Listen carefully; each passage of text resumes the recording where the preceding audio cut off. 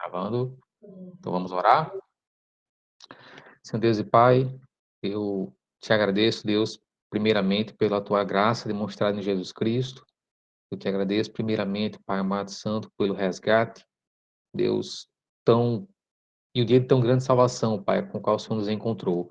Obrigado pelo teu sangue, pelo sacrifício perfeito e suficiente por nossas vidas, Pai, pelo qual nós estamos aqui hoje, ó Pai, nos reunindo para aprender mais da tua palavra, para aprendermos a defender, Pai, aquilo que o Senhor já nos deixou, Pai, a tua palavra, a fé evangélica, Deus. Então, em nome de Jesus, seja conosco, Pai, nessa noite, dando sabedoria e graça. Oro também, Deus, que o Senhor use cada um dos meus irmãos, pois eu sei, Pai, que da parte deles também há de ter sempre, Pai, contribuições, sabedoria, Pai, que possam nos enriquecer e nos acrescentar, Pai amado santo. Que seja o momento de compartilhar, Pai. Em nome de Jesus, amém. E amém. Então vamos lá, gente. Deixa eu fazer só uma rápida consulta. 1, 2, 3, 4, 5, 6. Quem aqui não tem um livro aí? Claro, faço perguntar ao contrário. Quem já tem um livro? Os que já estão aqui conosco. Dá um ok aí no chat. Quem já tem um livro.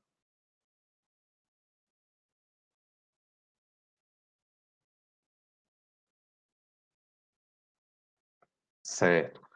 E dos que tem um livro aí, quem já leu o capítulo 2? Só para eu ter uma noção. Dá um outro ok.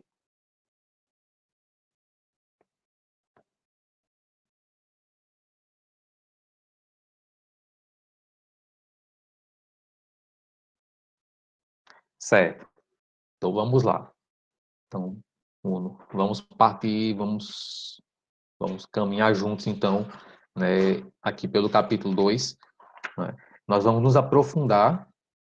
Ah, não escutou a pergunta? A pergunta é quem já está ou já passou do capítulo 2, onde ele vai aprofundar, né,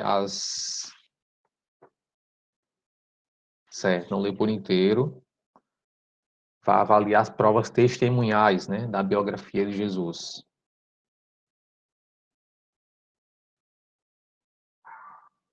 Beleza? Então, gente, é o seguinte, como eu estava falando no começo, na próxima aula eu trago os slides, né, com um resumozinho e mais alguns materiais até apêndices, né, para vocês. Hoje a minha ideia é realmente a gente passear pelos 3 primeiros tópicos, né, e trazer mais alguns aprofundamentos sobre esses testes que ele fez, né. Ele vai fazer aqui, ao longo desse capítulo 2, vários testes, para ver se a biografia de Jesus resiste a alguns testes, né. Então vai fazer o teste da intenção, teste da capacidade, teste do caráter, tá? Então, vamos fazer vários testes, teste da dissimulação, teste do preconceito, e vamos ver se a biografia de Jesus resiste, né, a esses testes. E, assim, perguntas muito boas, né? Perguntas muito boas que ele faz. E a razão disso, ele começa explicando, né, ele faz uma analogia, porque ele, Strobel, ele trabalhou a vida toda justamente como investigador, né, jornalista investigador, né? Então, o ofício dele é esse, é fazer perguntas e é confrontar. E ele começa fazendo uma analogia com o advogado de defesa. O que é que o advogado de defesa faz? Né?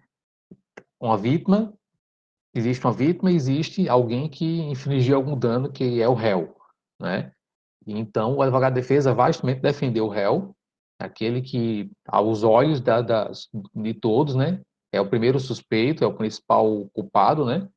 E o trabalho do advogado é esse, é arrumar elementos que ele ou atenuem a pena, se de fato o réu for indesculpável, né, ou, né, procurar meios, né, de que ele possa livrar, né, a pele do réu em termos de direitos que ele tenha, né, direitos que ele tenha. E para isso ele vai questionar, né, a veracidade, né, das testemunhas, ele vai, enfim, fazer inúmeros questionamentos, né, para isso. Alguém aqui já participou de, um, de uma audiência que chegou a esse ponto? Quem já teve essa oportunidade?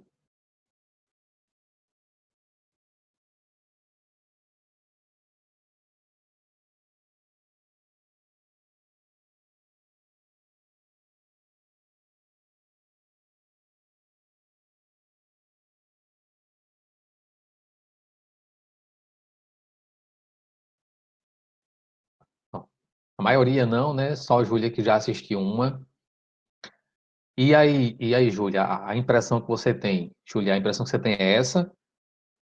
Ou qual foram as tuas impressões? Estão nas séries, né, Matheus?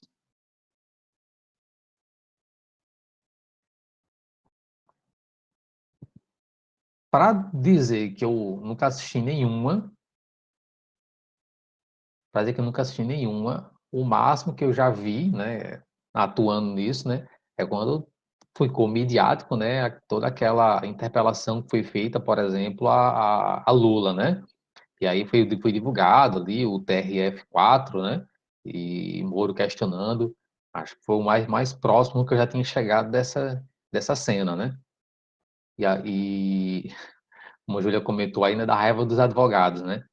Porque os caras, né, estão ali para fazer isso, né? Procurar direito que o seu cliente tenha, né? Esmiuçar, procurar brecha, onde ele possa encontrar. Embora aqui no Brasil o contexto, né, seja bem delicado em relação a isso. Então, os fatos, ficar inventando história. No, no começo do capítulo, ele faz justamente essa analogia, né? Ele mostra a situação de um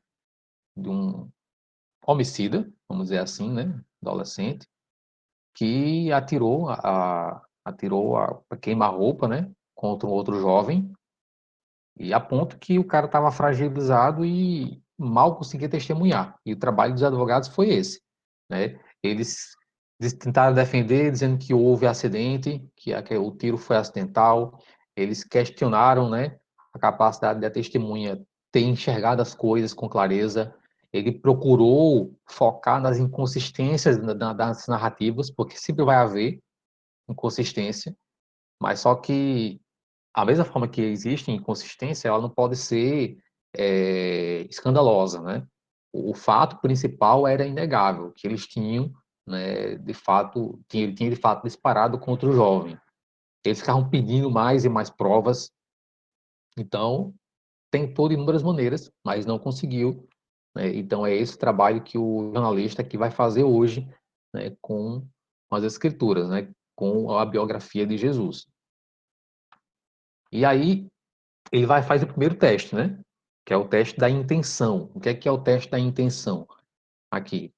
Ele vai perguntar, ele vai questionar o nome do estudioso, é, Blom, não sei pronunciar esse negócio, gente. Blomberg. Ele vai questionar justamente, né, para saber se a biografia, o texto dos evangelhos, se ele foi de fato um relato histórico ou foi coisa inventada. E essa é uma pergunta muito boa, porque isso vai, quando se faz essa pergunta, o risco de, se a gente falha em provar isso, a gente está equiparando a Bíblia a qualquer outro texto, e qualquer outro livro, e qualquer outra história, das outras religiões que tem por aí.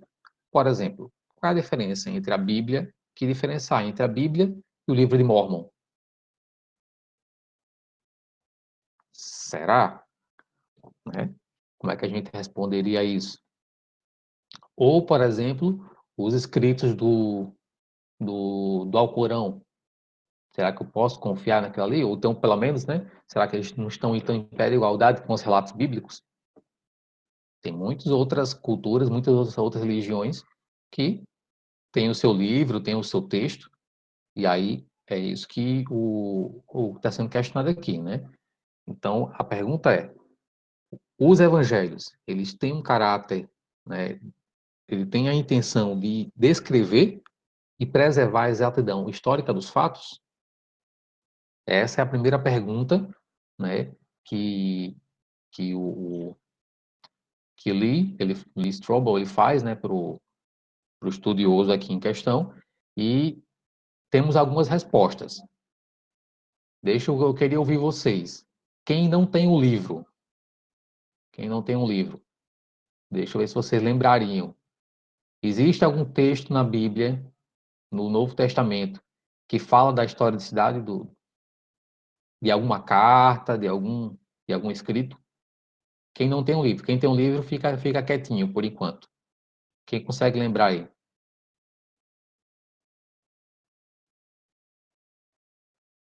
Vitor, Juliana, Natália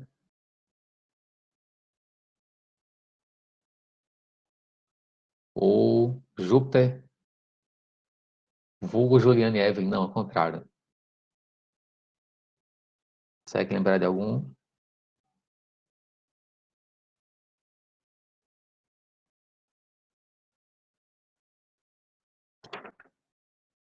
Pronto. Então, não entendeu a pergunta. Tá bom. A minha pergunta é o seguinte: você consegue lembrar se é que existe algum algum texto bíblico ou de algum livro ou de alguma das cartas ou de algum dos evangelhos aonde é, aonde você consegue ver claramente que existe a intenção de fazer um relato histórico dos fatos?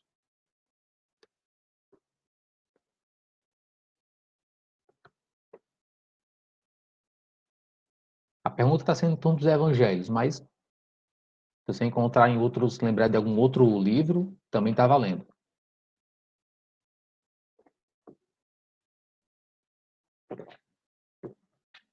Dou-lhe uma, dou-lhe duas, dou-lhe três. Livro de Lucas, logo no comecinho do capítulo do livro de Lucas, ele vai esse foi o objetivo da carta do livro de Lucas, do Evangelho de Lucas, né? O começo do livro do capítulo 1 de Lucas, ele vai dizer que muitos já dedicaram a elaborar um relato dos fatos que se cumpriram entre nós, conforme também transmitiram. Ele está escrevendo a Teófilo, né? E eu mesmo investiguei, Lucas falando, Lucas o médico. E eu mesmo investiguei tudo cuidadosamente desde o começo, ó excelentíssimo Teófilo. A carta de Lucas, ele foi feita com esse caráter, completamente investigativo. Então, primeira resposta a essa pergunta é, quando se pergunta, né, se tem uma natureza histórica, se há intenção de fato fazer um relato histórico, a resposta é sim, né?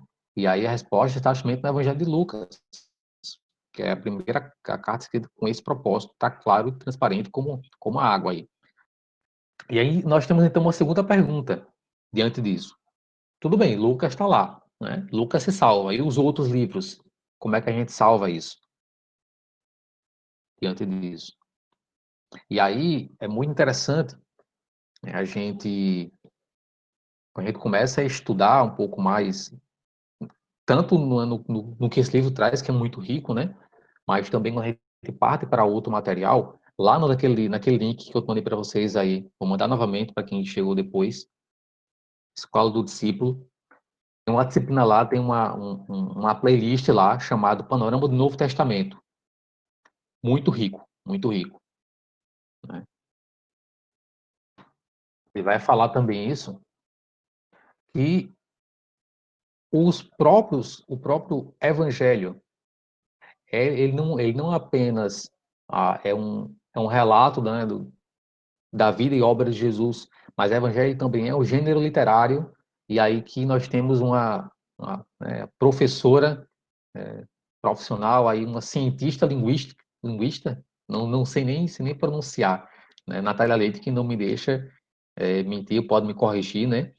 Evangelho é um gênero literário, né? Dentre muitos outros gêneros literários, muitos outros tipos de literatura que surgiam naquela época, né? Além daquela janela ali do Império Greco-Romano, existiam outros tipos de literaturas, né, típicos daquela época, né? Algumas até que só existiam naquela época. O Evangelho é um desses gêneros literários. E, e essa é a similaridade do Evangelho, né? Assim como o Lucas, ele, além de ele ter esse caráter de fato investigativo, mas as outras cartas ele tem a mesma semelhança, por isso que se chama de evangelhos sinódicos, né? Então ele foi escrito com esse objetivo. Então, sim, a resposta é, quando se pergunta quantos outros livros, eles também têm esse caráter? Sim, eles têm, pois eles foram escritos com o mesmo gênero literário, com a mesma intenção, com o mesmo objetivo. Eles têm as mesmas marcas, as mesmas impressões digitais, né? na forma de escrever, na forma de detalhar, né? Na forma de como essa literatura ela foi concebida. Então, sim, a resposta é sim para isso. Então, a gente vai mais uma vez, a gente vai reforçando, né, que o evangelho, ele não foi uma invenção, ele não é uma coisa que alguém pegou da cabeça, né, e foi lá para tentar convencer, né, mas que ele tem esse caráter histórico. E aí existe um argumento muito bom que o livro nos traz, que eu quero já fazer um outro paralelo para a gente aprofundar, vamos só comentar isso aqui rapidinho, mas ele lembra também do Evangelho de João, capítulo 20, versículo 31, também, que é o Evangelho de João, capítulo 20, verso 31, ele vai dizer também isso, né? Mas estes foram escritos para que vocês creiam que Jesus é o Cristo, e crendo, tenham vida em seu nome. Eu acabei de ler, né, o que está escrito nesse verso, né? João escreve com esse objetivo, né? Ele relata muitas coisas que Jesus fez na sua vida e obra, mas com esse objetivo. E aí o nosso advogado de defesa aqui, ele faz uma contestação, né? Ele diz, olha, mas essa é uma declaração teológica, né? E por ser uma declaração teológica, cadê onde é que fica o peso histórico disso aí? E aí onde é que a Bíblia, né, ela faz toda ela é distinta em relação a outras literaturas ao redor do mundo. Eu vou mostrar por quê, né? Porque essas declarações, embora elas sejam teológicas, elas têm um respaldo histórico, como a gente já viu o relato de Lucas, como a gente viu pelo gênero literário, né, do próprio Evangelho, mas também ah, manuscritos, né? Todos esses relatos, né? Eles foram escritos muito próximos a quando aconteceram. As, as cartas, os evangelhos foram escritos ali em torno de 50 a 60 anos depois de Cristo. Ou seja, ele é próximo, né? E nós temos manuscritos muito antigos, né? E temos ainda hoje. Não temos o primeiro que foi feito, mas temos a cópia deles. E temos mais de 5 mil cópias. Ou seja, é uma coisa assim, de um peso histórico assim absurdo. Então, tem esse fato. E aí eu estava fazendo justamente um comparativo, trazer para vocês aqui um comparativo com o livro de Mórmon. Né? Se alguém tentar algum dia, né, comparar a Bíblia, né, diante de você com o livro de Mórmon, um fato que o livro de Mórmon já fica para trás, né, de maneira assim, em conteste, é porque até hoje, se procura os lugares, a arqueologia nunca encontrou nenhum traço, nenhuma evidência, nenhum resquício de que aqueles lugares que o livro de Mórmon declara e diz que existe e que ocorre toda a trama lá que o Joseph Smith lá inventou, nunca foi encontrado. Até tem alguma consistência internamente, ou seja, na cabeça do autor, né, ele criou uma coisa ali consistente. É como as histórias do Senhor dos Anéis. O cara criou um mundo ali e dentro daquele mundo ali tem coerência, né? Dentro daquele mundo. Mas quando você vem para a vida real, a arqueologia nunca encontrou. Então, isso torna a Bíblia distinta, né? Porque até hoje a arqueologia bíblica está aí encontrando, né, muitas cidades, muitos fatos, né, que batem com fatos históricos, né? Nome de reis, nomes de imperadores que surgiram da época, características da comportamento daquela cultura. Então, a Bíblia sai disparada em relação a isso aí. E só mais uma curiosidade, né, em relação também ao livro de Mórmon. Vocês vão estudar hoje a biografia de Jesus, né, com um apêndice aí para sair apologeta aí em, em relação ao livro de Mórmon, né? Existe uma linha muito consistente, né, que fala também que o livro de Mórmon ele foi um plágio, né, de um romance escrito na época. E assim, tem similaridades assim absurdas, né? Claro que depois o Joseph Smith pegou, deu aquela tapeada, né, mudou, mas a essência do romance, um cara chamado Solomon não vou arriscar pronunciar. Eu vou colar aqui para vocês. Vocês procurem esse nome e vejam as semelhanças do que esse cara escreveu antes, né, do livro de Mormon ser escrito. E muito possivelmente o Joseph Smith teve acesso, foi de onde ele criou toda aquele conto de fadas lá. Mas isso, né, é para evidenciar, né, para dar contraste, né, ao documento histórico que a gente tem, né, a Bíblia, né, eras e eras aí sobrevivendo. Tranquilo? Alguém tem alguma pergunta, alguma dúvida, alguma curiosidade para comentar?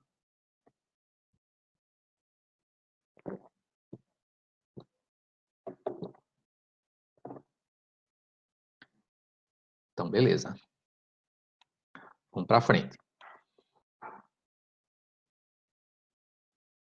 Então, o Lee Strobel, ele faz algumas contestações, né? Ele traz algumas teorias, né, já de outros, muito possivelmente de outros estudiosos, né, da área da bibliologia, né, da área de fato cristã, que trazem algumas contestações. A primeira contestação, a primeira pergunta é: será que os discípulos, naquela época, né, e quem escreveu também as cartas, eles não estavam tão focados na volta de Jesus, que aí eles não se preocupavam em escrever, e quando depois eles perceberam que Jesus não tinha voltado, aí eles pensaram, opa, Jesus não voltou ainda, vamos criar aqui uma história, vamos, né,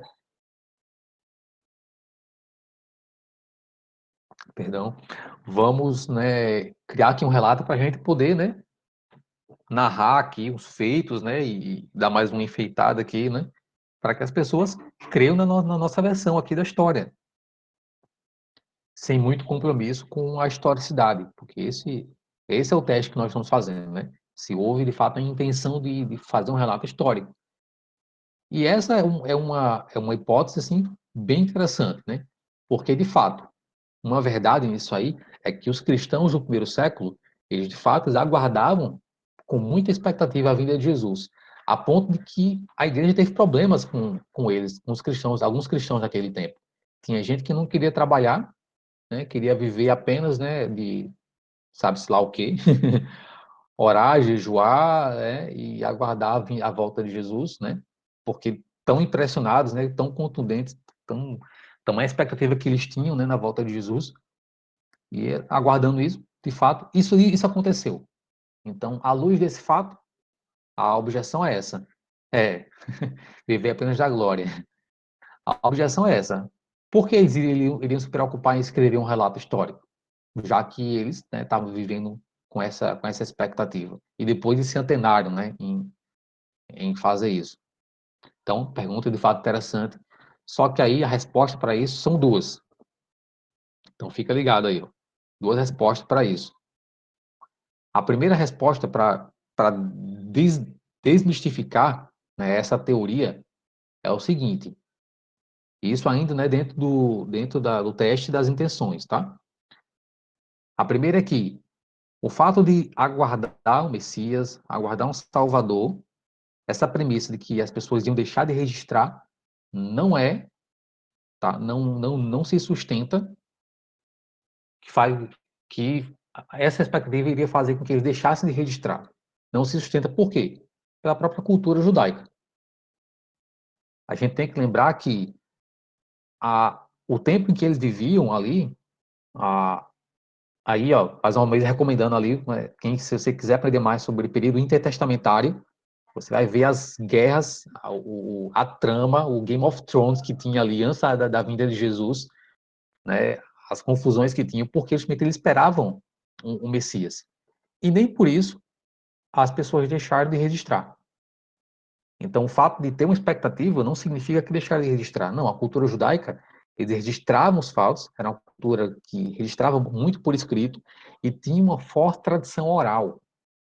Então, primeira coisa, essa premissa é falsa, né? O fato de haver uma expectativa não significa que o pessoal vai deixar de registrar. A cultura judaica vivia com expectativa e registrava tudo que fazia. Mas Tem um segundo fato, né, para a gente responder a essa objeção, é que eles valorizavam as palavras do profeta, do que um profeta dizia.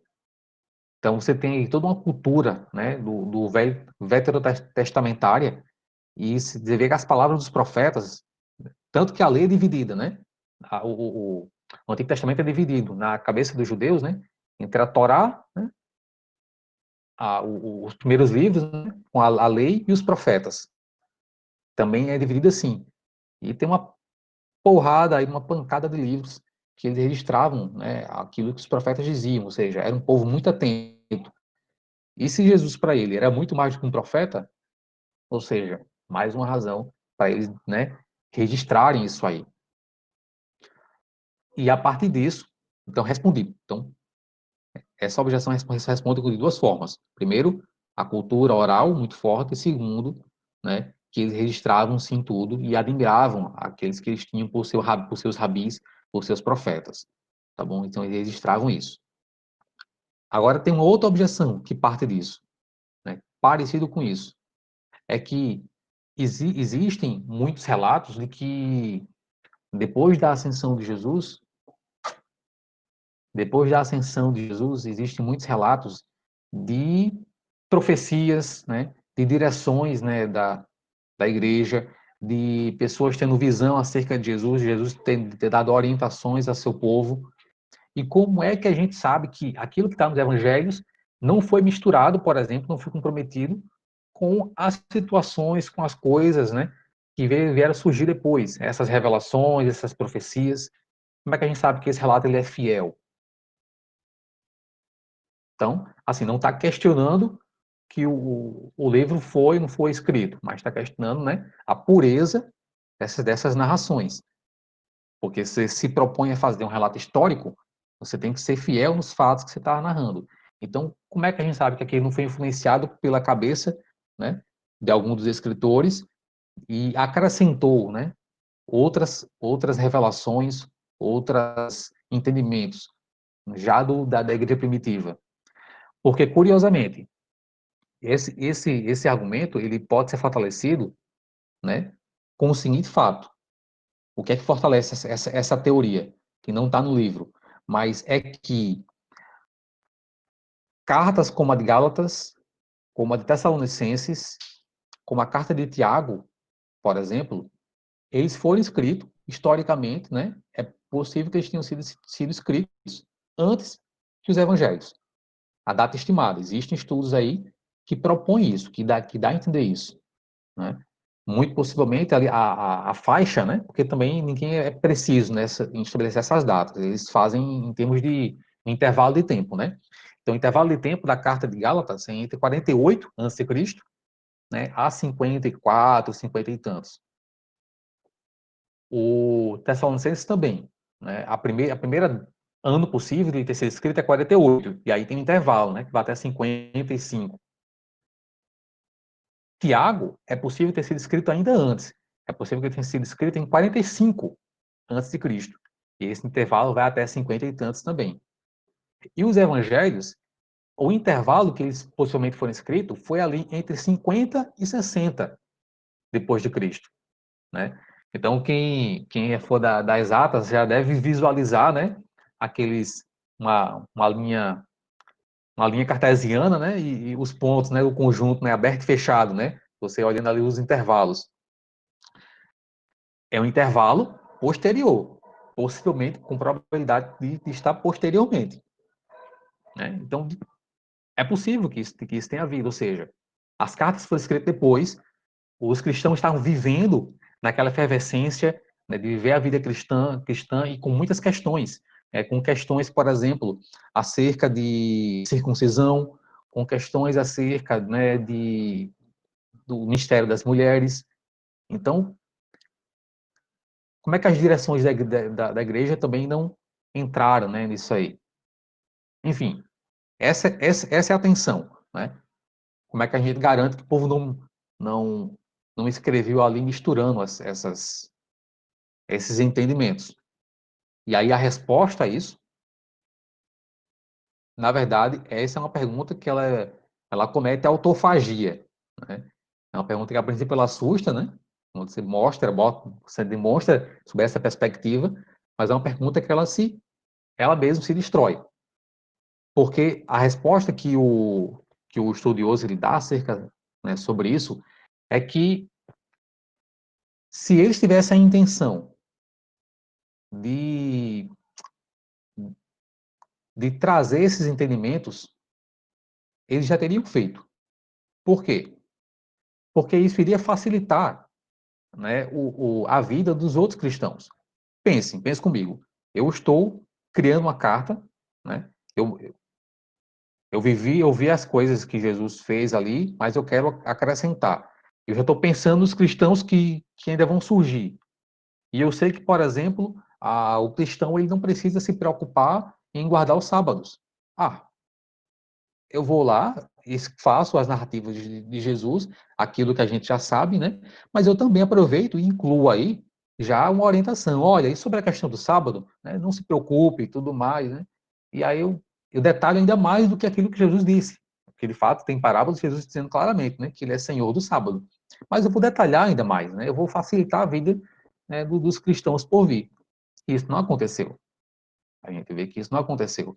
A gente vê, na verdade, o apóstolo Paulo, em 1 Coríntios, capítulo 7, quando ele está falando, por exemplo, sobre coisas, sobre o casamento, ele diz: olha, eu vos digo isso, isso, isso e isso. E o Senhor, ele ordena assim, assim, assim.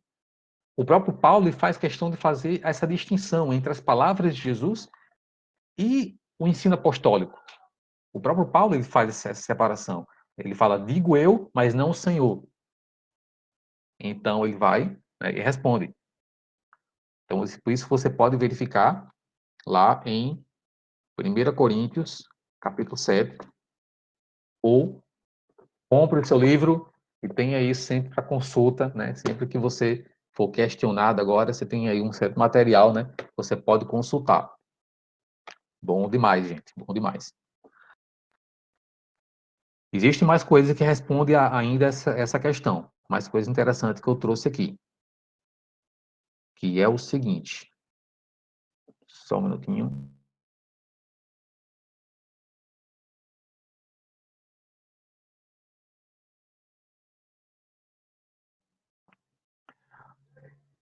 A própria narrativa bíblica. Uma segunda resposta para isso é que o próprio Paulo ele também fala, olha, julguem as profecias. Julguem as profecias. O próprio Paulo escreve que se alguém apresentar um outro evangelho, que seja anátema.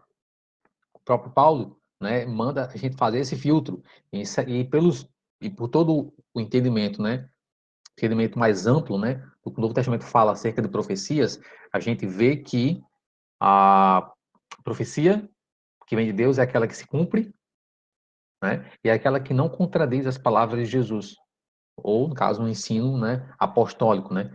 Também está aí, né, em mesmo grau de autoridade, né? Ela demanda, ela sai, né? Ela provém, deriva dos ensinos de Jesus, o ensino apostólico. Ou seja, o próprio Paulo manda julgar as profecias, ele mesmo não é omisso em relação a essa questão. Tranquilo? Dúvidas?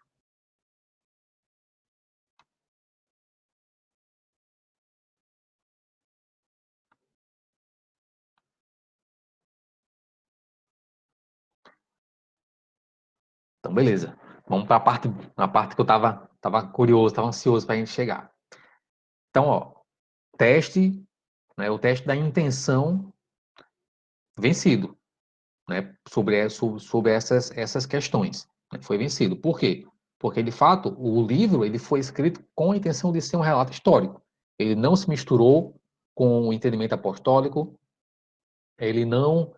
A própria literatura, o estilo literário, tem um caráter narrativo. O próprio livro de Lucas fala que esse é o objetivo pela qual ele está escrevendo aquilo, né? Agora, existe um outro teste que o Lee Strobel ele faz, né? É o chamado teste da capacidade. E o que é o teste da capacidade? A pergunta é a seguinte: como é que os discípulos eles tiveram a capacidade, né, de preservar, né, o relato com fidelidade?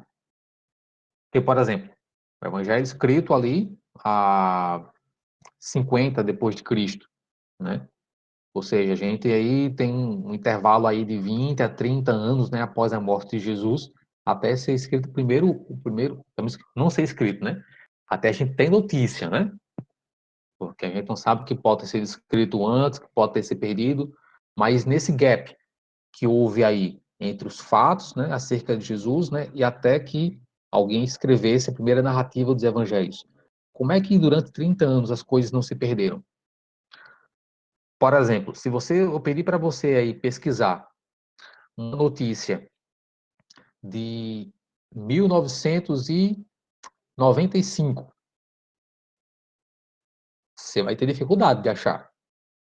Muito possivelmente você vai encontrar só, tipo assim, encontrar com facilidade, né?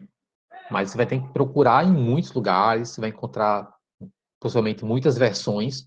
Quanto mais você se distancia, né, do fato, né, maior a probabilidade de, nesse intervalo, serem acrescentadas outras versões, né, a história ser distorcida. Então, o Lee Strobel, ele questiona, olha, nesse intervalo aí de 30 anos, que aqui entre nós, gente, 30 anos é ridículo comparado com, por exemplo, os 400 anos, né, que a gente tem aí entre o qual é o nome do livro? O livro lá dos muçulmanos, agora me fugiu. O Corão, né? Tudo bem, aí o povo está colocando à prova o cristianismo, né? Mas o Alcorão, por exemplo, ele tem um intervalo aí de 400 anos, né, entre os fatos e o primeiro relato aí histórico.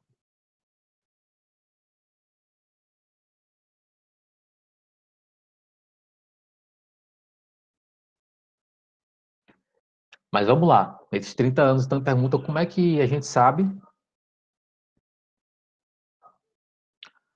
Sócrates também. E a questão de Sócrates, ela é mais delicada porque a gente só tem, se eu não me engano, acho que 4, 5 cópias, né? Mas também existe um gap aí do Alcorão, porque ele também passou por revisão, né?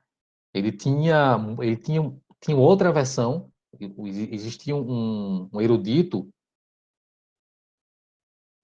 exatamente, existia um erudito muçulmano que ele pegou um apanhado de várias versões das histórias da biografia de Alá, né?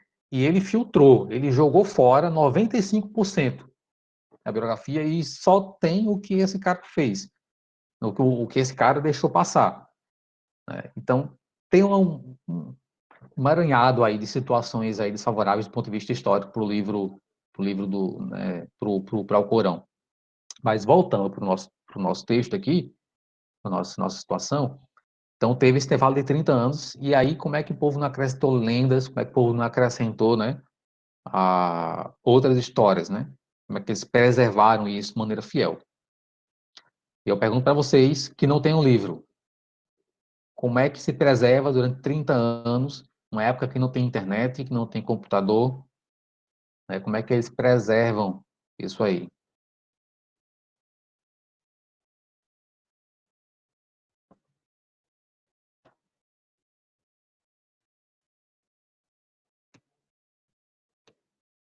Papiro,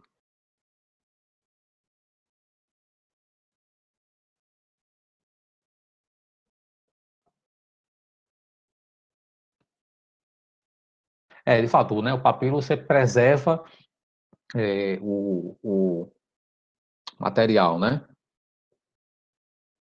Mas, muito possivelmente, tem um papiro, né? Só que o papiro ele era um material menos nobre, né? Comparado, por exemplo, com os pergaminhos, né? Pergaminho que era de couro e tudo mais, né? O papiro, de fato, tem uma vida útil, né? Pequena, né? Mas, assim, para 30 anos, se bem guardado, acho que dá para aguentar. Mas, muito possivelmente, a força da tradição oral. Gente, de Moisés até a, não, aliás, de Adão até Moisés, todo, todas aquelas histórias, todas aquelas narrativas, ela se sustentou pela oralidade, pela tradição oral. Eu vou mostrar para vocês, vamos agora entrar um pouco aqui na cultura judaica. Fofoca gospel do bem. Olha, tomara, viu? Eu vou mandar para vocês aqui uma imagenzinha muito interessante. Enquanto isso, vão abrindo aí, por gentileza. Alguém abra aí. Eu vou querer ouvir uma voz forte, né? Não necessariamente masculina, mas uma voz, né, contundente aí que leia para gente Gênesis capítulo 50, versículo 25.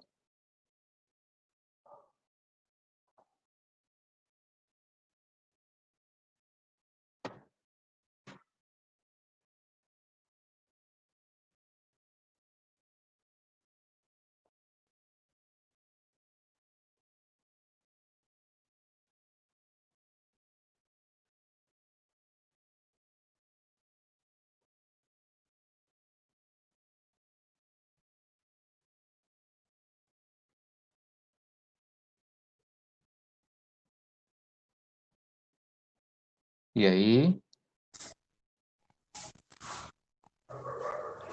250, 25? correto. Gênesis 50, 25. Tá. E José fez jurar aos filhos de Israel, dizendo: Certamente vos visitará Deus, e fareis transportar os meus ossos daqui. Show. Obrigado. Quem, quem lembra o contexto em que esse texto foi escrito? Quem explica para a gente aí? Pode ser no chat ou pode ser em áudio?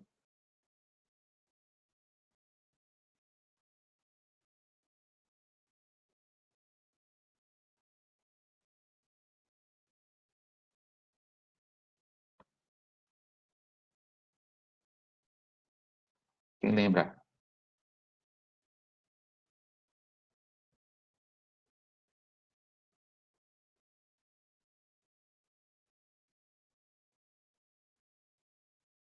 Não, ninguém se habilita? Tá. Então é o seguinte. Aí quem está falando, né? José está pedindo que os ossos dele, né, sejam, né, trazidos. Como é que cadê aqui o texto? Acabei de perder. Deixei sem querer.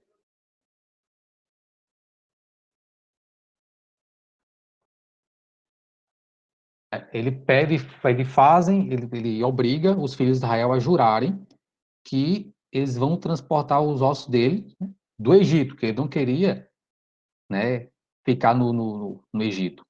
E aqui, por ossos, entendam, né, dada aquela cultura da época, não é apenas uma ossada não, né? Muito possivelmente ele foi mumificado, tá bom? Ele passou por um processo de mumificação, o José. E aí ele faz os israelitas jurarem que era, quando eles retornarem à terra dos seus pais, era para levar os ossos dele. E isso foi antes do povo de Israel ser escravizado. Quantos anos demorou entre José, quem sabe aí, quantos anos se passou entre José até a vinda de Moisés? O tempo de que o povo, que Israel ficou escravizado, ou pelo menos, né, que entrou em escravidão, né, até ser libertado. Quem lembra aí?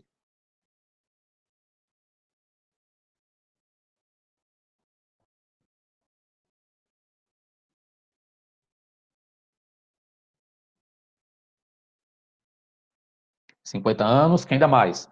Tá frio. 300 anos, tá esquentando.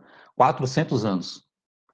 400 anos. Quem aí de vocês aí consegue encontrar facilmente na internet arquivos originais, né, de 400? Bom, hoje na internet a gente encontra, né? Mas se for pegar da sua família, histórias da sua família de 400 anos atrás, quem consegue resgatar? A gente não consegue resgatar. No máximo a gente consegue a história da nossa tataravó, né? A nossa cultura não preserva, né? Isso, né? História nossa, né, dos nossos antepassados. 400 anos se passaram e veja, isso aconteceu antes de ter, né, coisa escrita, tá bom? Assim, a história de Israel escrita. Isso foi se passando oralmente, boca a boca. E 400 anos depois, agora abram aí, por gentileza, Êxodo, que eu peço que alguém leia em Êxodo, capítulo 13, versículo 19.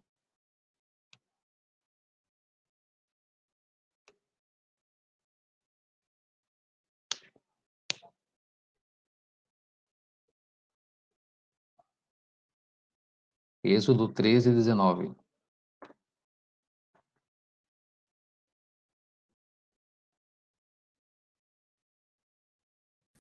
Eu vou ler. Moisés levou consigo os ossos de José, pois José havia feito os filhos de Israel jurarem, dizendo: Deus certamente virá ajudá-los. Quando isso acontecer, leve meus ossos daqui com vocês. E aí está o povo de Israel, 400 anos depois, obedecendo o juramento que havia feito. Como é que eles ficaram sabendo disso? Boca a boca. Então, a tradição oral dos judeus era assim espetacular, né? E não foi só de 400 anos, não. Eles guardaram informação de muitos e muitos tempos, né? Que as coisas passaram, ou seja, 30 anos é fichinha, é fichinha. Muito possivelmente eles escreveram coisas sobre Jesus, né? Nós que não temos mais acesso a essas cópias e tradição oral, muito contundente. Tem uma outra coisa muito curiosa, eu quero mostrar para vocês sobre a oralidade, né, dos judeus. Deixa eu ver se eu consigo projetar aqui na tela.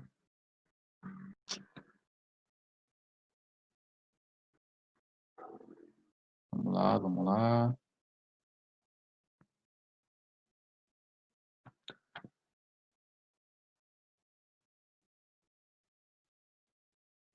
Abraão, Isaac, Jacó, Noé. Para você ver como as coisas, né, ficam ainda mais contundentes, ficam ainda mais consistentes, né? A gente olha para essa imagenzinha. Deixa eu projetar. Agora vai dar certo.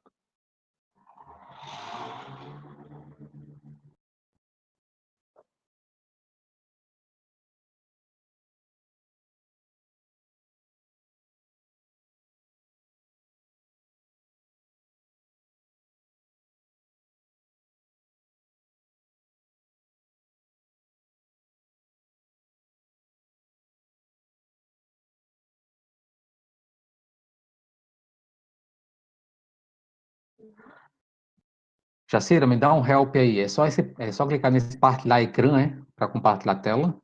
Eu estou apanhando aqui desse negócio. Quer falar em áudio aí? Ah, acho que eu consegui. Consegui. E... Vocês estão vendo aí?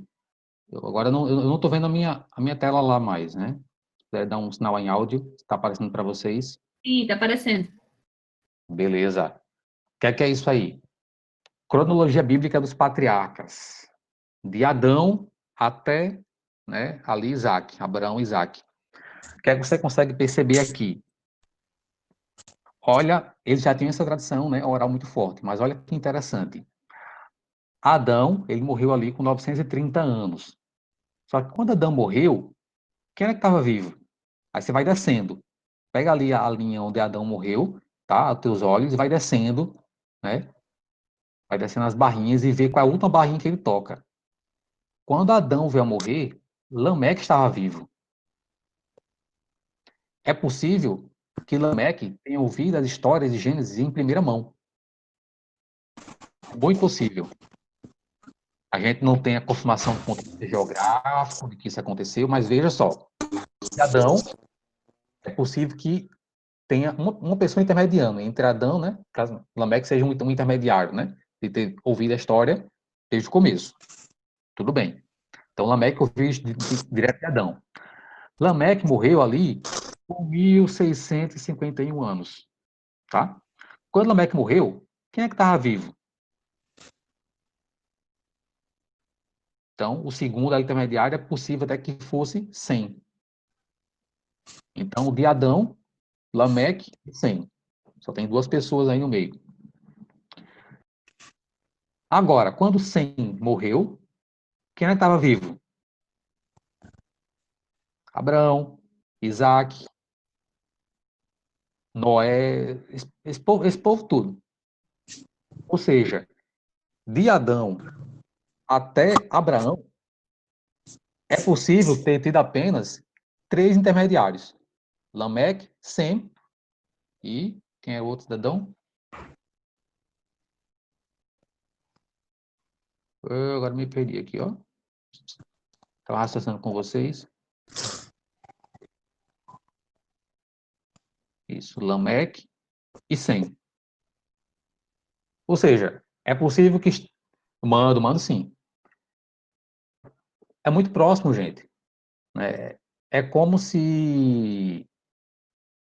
Era como se Abraão tivesse ouvido de Sem, que ouviu de Lameque, que ouviu de Adão. O relato. E aí a gente sabe, né? Depois de Isaac, né? Viu José e tudo mais, a gente acabou de ver aí que 400 anos se passaram e a narrativa se preservou pela tradição oral. E isso aí ainda só reforça, né? Ou seja, os demais relatos bíblicos, né? A tradição oral, né? Que se sustentou até chegar ali na época de Moisés, então, registrar tudo, né? E escrever aí a Torá para a gente, que a gente tem até hoje. Então, isso só para reforçar essa tradição oral que os judeus tinham muito forte. 30 anos, então, é fichinha. Deixa eu ver como é que eu saio daqui agora. Fechou aí a tela para vocês? Beleza, então. Então, vamos partir agora para encerrar a nossa aula de hoje. Então, é o seguinte.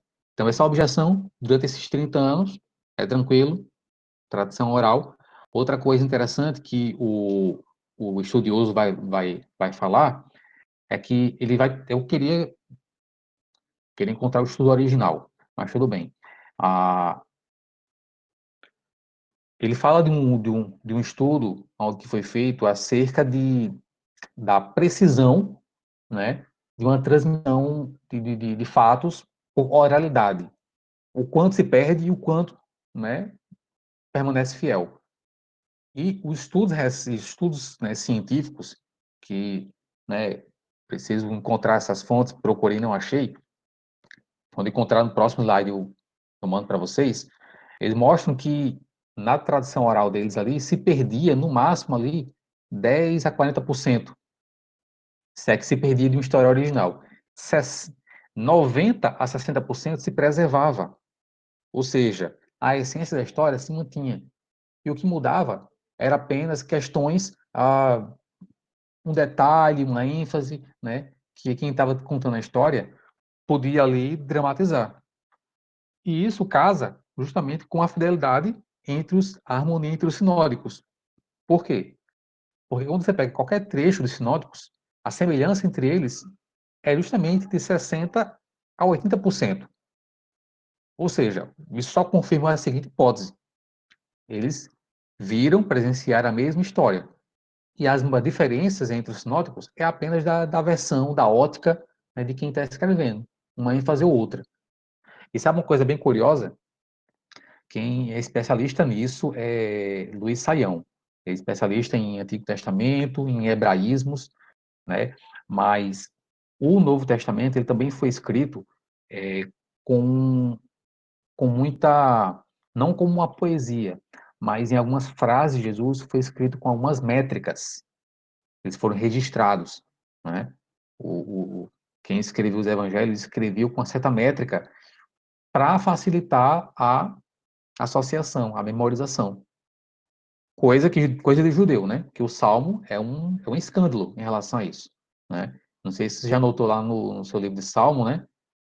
Tem lá Aleph, tem as letras, né, hebraicas, né, dividindo, né, alguns salmos para sistematizar, para facilitar a compreensão, forma de música e tudo mais, né? Mas enfim, eu estou falando isso justamente, né, para mostrar de como o relato ele A diferença entre um sinótico e outro é irrisória, né?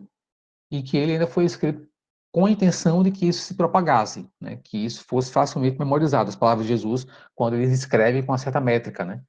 Que até se parece com poesia, né? Assim, quando você olha, né? Se parece, mas não é, tá? É outro gênero literário, tá bom? Não quero falar absurdos aqui também. Paulo coloca algumas poesias nas suas cartas, né? Mas nos evangelhos não. É outra situação. Tranquilo. O Lee ainda faz algumas objeções, né? A questão do telefone sem fio, mas não se aplica, né? O que é que não se aplica? Ah, porque como é que você sabe que não aconteceu um telefone sem fio? Aquela brincadeira de criança que a gente faz. Ah, não dá para comparar brincadeira com vida real, né? A brincadeira, a ideia é que você fale rápido, você fala uma vez, você não repete, né? Para que depois que passar por várias pessoas, a coisa fique engraçada, né? E na tradição oral, não. Tradição oral é coisa séria, né? Então, eles falavam, aquilo era repetido, aquilo era confirmado e era validado pela sociedade. Então, veja só, Lucas, por exemplo, esse investigador Lucas, que a gente tem na nossa Bíblia, ele não estava entre os discípulos desses, né, dos apóstolos, melhor dizendo. Mas ele era um discípulo de Jesus e a narrativa dele foi validada pelos apóstolos. Ele foi, ele investigou, ele perguntou a um, a outro, né? E aí, é isso mesmo? E as pessoas então validavam. É como eu ligar para vocês, pode até depois fazer esse teste, né? Tradição oral aqui na gente. É como se eu ligasse para vocês, contasse uma história, eu contasse a mesma história para todo mundo, né? Vamos supor, para 5 de vocês. E aí, uma semana depois, eu chego aqui, gente, vamos lá relembrar qual foi a história que eu contei. Aí vamos supor que eu contei para Vitor, para Natália e para Júpiter. E para Júlia. Não, contei para vocês 4. Contei por telefone ao longo da semana. Passou 1 ou 2 semanas, eu chego aqui na live e chego para vocês e pergunto, gente, como foi a história que eu contei? Eu quero que Vitor comece. Vitor vai começar contando aquilo que ele lembra. E se Vitor falar alguma coisa, falar alguma bobagem que não foi dito, possivelmente Natália, né, Júpiter e Júlia vão corrigir. Ei, não foi isso que ele disse. Ou então vão dizer, não, realmente ele falou isso, e também falou mais isso e aquilo. E aí, vocês 4, vocês conseguem, juntando tudo que vocês ouviram, a gente consegue reproduzir com muita fidelidade praticamente a integralidade daquilo que eu falei 1 ou 2 semanas atrás. É essa dinâmica que funciona na tradição oral. As pessoas viam, ouviam, e aquilo era validado pelo grupo. Então, tipo, mais uma vez que não tem nada a ver com um telefone sem fio, né? E uma dinâmica muito séria, tá bom? Então, mais um fato que ainda valida, né? A questão desse, apesar de ter esse gap de 30 anos, mas valida historicamente a biografia de Jesus. Ele resiste, então, a mais um teste, ao teste da capacidade. Por fim, eu jogo agora para vocês. Para encerrar, eu jogo para vocês a bomba. É, e como é que a gente sabe, por exemplo, agora, ou não responde, ou quem lê o livro responde, ou quem não souber vai buscar no livro. Vou deixar agora com a pulga atrás da orelha. Mas vocês sabem. A pergunta é a seguinte: como é que a gente sabe agora que o último teste, o teste do caráter, como é que a gente sabe que eles não adulteraram? Em que sentido? Como é que a gente sabe que eles não escreveram alguma mentira? Eles foram desonestos naquilo que escreviam. Questionando agora o caráter de quem escreveu. E aí, como é que a gente garante que eles não mentiam naquilo que eles estavam escrevendo? E agora, quem tem livro, quem não tem, pode já dar o seu pitaco. Testemunho, como assim, Vladimir? Desenvolve aí. Em que sentido?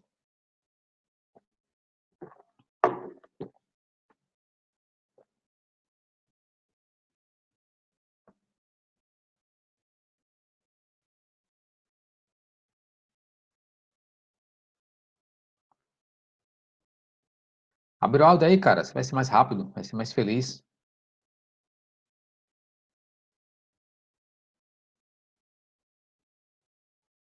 Tá, desculpa aí. Olha, dado o fato de que as palavras que eles proferiram com relação a Jesus e outras situações ali mencionadas nos evangelhos são comprovadas pela sociedade, certo? O testemunho, eu creio que funcionaria da mesma forma, certo? Pois eles se comportavam de uma forma no meio da multidão, eles se comportavam da mesma forma, assentados com Jesus, entendeu? Então, a multidão atestava o testemunho deles, como o próprio Jesus também atestava o testemunho de fé deles. Então, pelo menos isso que eu consigo angariar aí. Pode ter mais coisa. Show. Realmente você está citando, né, o argumento anterior, né? Que esse testemunho era validado entre a população, né? Beleza, realmente é um argumento contundente. Mas deixa eu dificultar. Vamos supor que está todo mundo mentindo. Como é que a gente sabe? A pergunta, Nath, é como é que a gente sabe que, por exemplo, aquele povo todo, os discípulos, todo mundo que escreveu os evangelhos não estavam sendo desonestos na sua narrativa? Eles não estavam, por exemplo, mentindo. Se eu for questionar o caráter dele, estou simplesmente questionando agora o caráter de quem escreveu. Eles eram um bocado de mentirosos, eles inventaram aquelas histórias lá. Como é que passa um teste do caráter? Exatamente. Não respondeu, foi no áudio, mas... Entendeu, Juninho? A tua resposta é sensacional, né? De fato, essa questão da sociedade, eles se autorregularem, realmente, assim, deixa muito pouca margem para mentiras. Mas aí, quando questiona o caráter deles, a integridade deles, não passa, aliás, eles passam no teste do caráter justamente por isso. Como é que eles morreriam por uma mentira? Eu sei que aquilo foi invenção, né? Como é que eles padeciam perseguição, olha, com o exemplo que nós precisamos seguir hoje. Então, com essa resposta, massa. Josh McDowell, né, Júpiter? Então, com essa resposta, a gente desbanca esse teste do caráter. Os caras existem aí, se olhar na nota de rodapé do livro, tem ali 7 fontes, no mínimo 7 fontes, livros históricos, tá? E mostra que estou morrendo em favor de Jesus na sua vida. E aí na história também tem inúmeros relatos do pessoal Nero jogando os cristãos lá aos leões. Quem vai morrer por a mentira? Então, muito bom. Ótimo livro para complementar. Júpiter está dando uma sugestão aí de literatura, né? Eu tenho ele aqui em inglês. Nunca me deu coragem de ler. Mas um dia eu encaro. Ou então mais com português, né? Para pelo menos desfrutar do conteúdo, né? Para depois me aventurar em inglês, né? Beleza, gente? Quem tem alguma curiosidade para acrescentar, uma dúvida?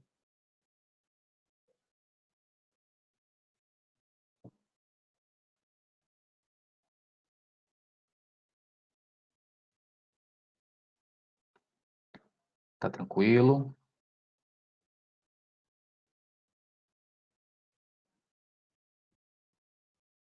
Show de bola? Então fica a dica aí, compre um livro.